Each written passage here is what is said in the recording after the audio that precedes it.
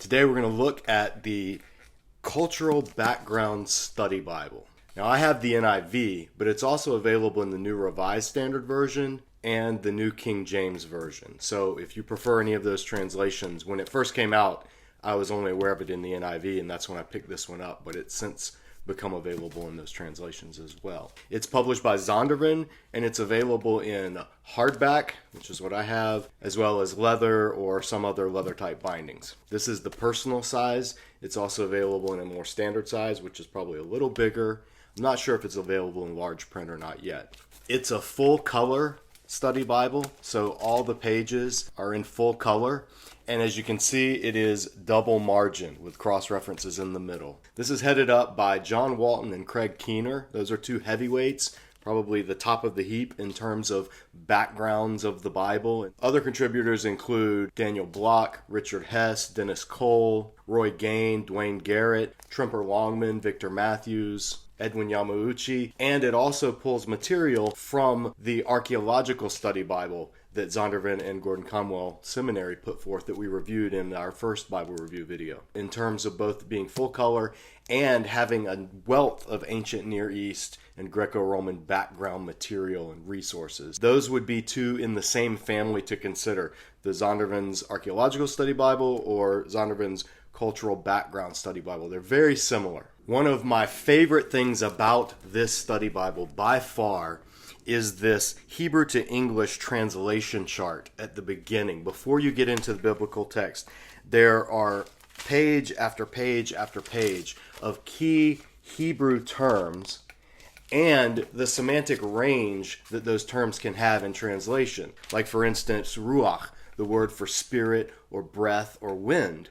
Only context tells you which is which when you're encountering that in the text. And so at the beginning, these are like little miniature word studies that tell you this is what it means sometimes, this is what it means other times. Here are relevant passages where you find this term.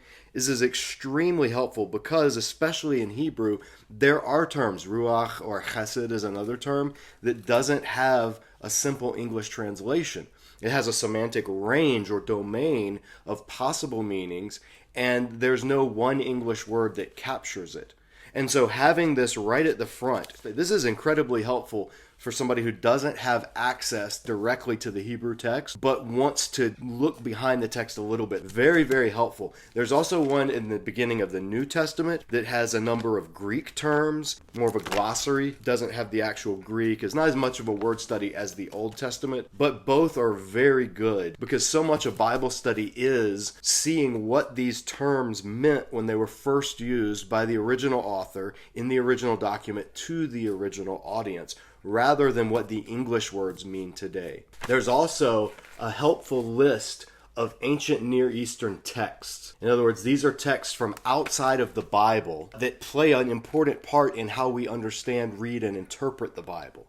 So the Gilgamesh epic, the Code of Hammurabi, they give us a window into what it was like to be writing in that time period, and they help us see things like literary conventions and stylistic practices in that time so that we can more clearly hear what it's saying to us in our time today. It has excellent essays that really put you into the background. This is an essay on Egyptian cosmology in Genesis. Full color illustrations as well. Illustrations and essays about things like ziggurats that help us understand the Tower of Babel and other practices among the peoples of the ancient Near East, or ancient practices like circumcision and what that meant to Israel's neighbors, which contrasts with what it meant to Israel, and even theological concepts from the ancient world, like in Exodus, on the Egyptian concept of a pharaoh's heart being hardened, being weighed, being made heavy, and what that meant to the Egyptian culture. And that helps us see what the author meant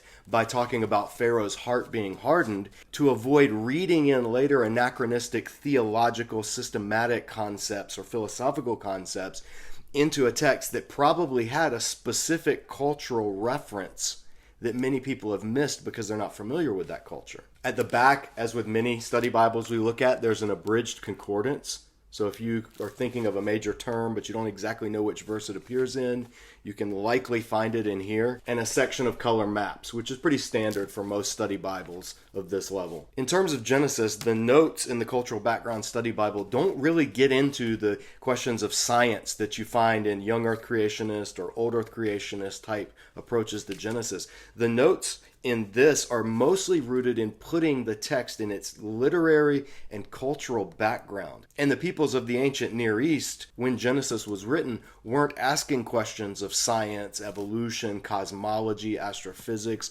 geology, or all of the other modern things that we want to immediately start asking about the text. So the notes are really helpful in getting past questions that the text isn't concerned with and looking at the text in its context so we can see what it was concerned with teaching and hear the theological message of the text. When it comes to Exodus, the Cultural Backgrounds Bible does a good job. There's some essays on the timing of the Exodus and whether it's the late dating or the earlier dating, but where it's kind of disappointing, going to be honest, is its treatment of the Red Sea. When it's describing the route of the Exodus, it puts the crossing of the Red Sea in some of these lakes up here, actually in Egypt, rather than the actual Red Sea, either Suez or Aqaba, which was kind of disappointing because there's a number of routes that it could have listed. Like we saw in the Archaeology Study Bible, it gave you the different routes that have been proposed and the evidence for each of them, and then lets the reader make up their mind. In the notes on the location of the Red Sea, it just pretty much gives one view, and I think the least plausible of the views.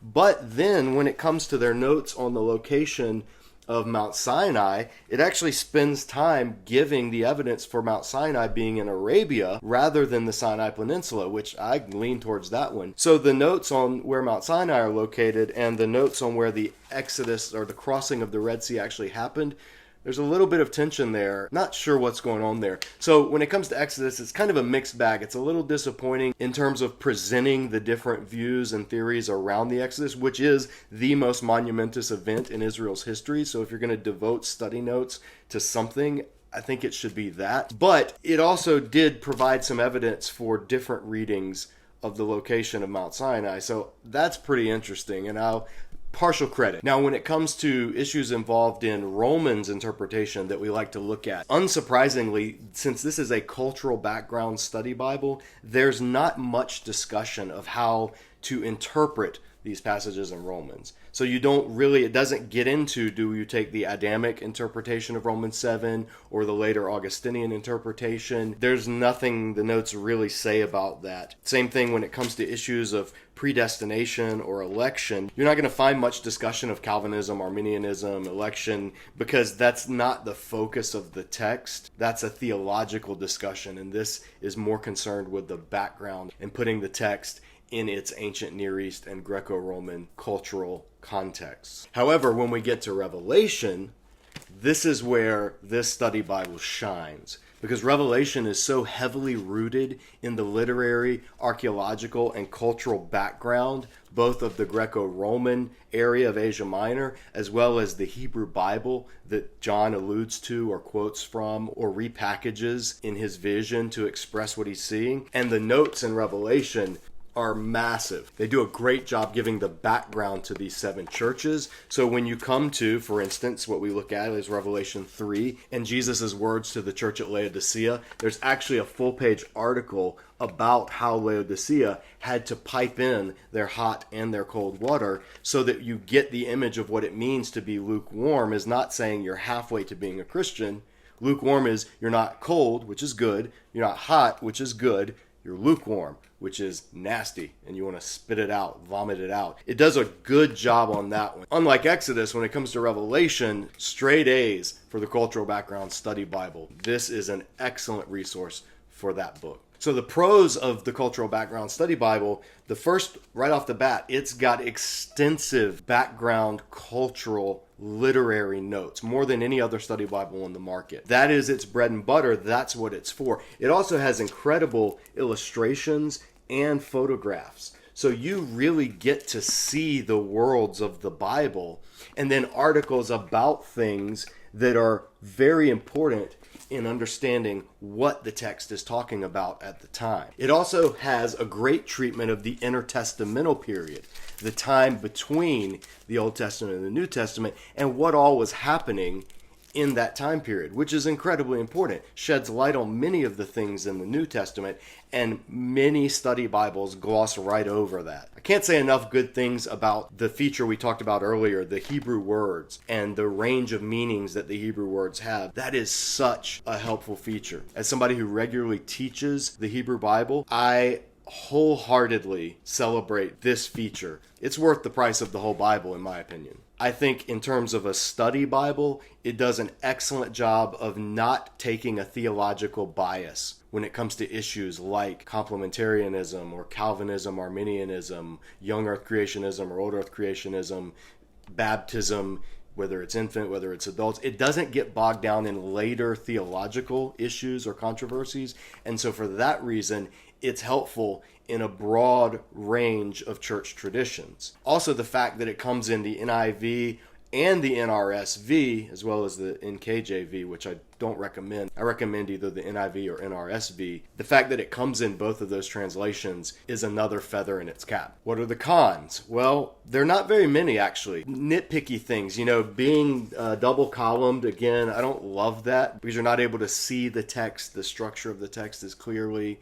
You're not able to take notes in the margins as well. And also, it may or may not be a con, but the fact there are very few application notes or even interpretation notes in this study Bible. You're going to get a lot of background. You're going to understand the text in its original context very well, but sometimes that still leaves us with, so what does this mean for me? How do I make the jump from the original context back into my context? And there's not a lot of help in that, or in theological discussions that have happened throughout the history of the church. That's not what this Bible is for. So if that's what you're looking for, then that would be a mark against getting this particular study Bible.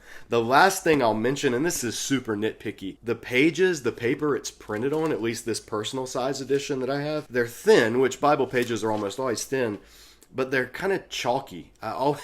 My fingers feel really dry after I'm turning the page. I don't know why. I'm not an expert on paper texture in Bible publication, but whatever they used, unlike the archaeological study Bible, the paper Zondervan used for this one is just a little, maybe I have sensitive fingers. I would recommend this to advanced high school students all the way to college and seminary students. I think my friend Dr. Carmen Imes requires this in her Old Testament courses at the college she teaches at. This is for motivated readers who want to know what the text meant in its original setting, and they want to hear and immerse themselves in the culture of the Bible. This would not necessarily, I would not recommend this as the primary study Bible for a brand new believer, for someone who is really wanting an inspirational or something to guide them in stages of life in applying the text. But I think preachers, teachers, seminary students, that's who I would recommend the Cultural Background Study Bible for primarily. What do you think about it though? Let me know. Do you like this one? Do you use it? Leave your thoughts in the comment section below. Be sure to check out the other videos in this series where we review other study Bibles. We'll pop a link up on the screen. And check out the full free course that we offer here at Disciple Dojo called Bible for the Rest of Us, which is a walk through the entire Bible, how to read it, how to interpret it, how to understand it, and how it's been misapplied by many Christians, even preachers and teachers at times. So check out Bible for the Rest of Us. It'll pop up at the end of this video, or you can go to discipledojo.org/Bible. The course is entirely free downloadable workbook. You can use it for individual study. You can use it for small groups. You can use it for Sunday school classes or ministry or in school settings. It's entirely free through the ministry of Disciple Dojo. If you like this video, be sure to subscribe, give us a like, show us some love, and stay tuned for our next study Bible review in this series.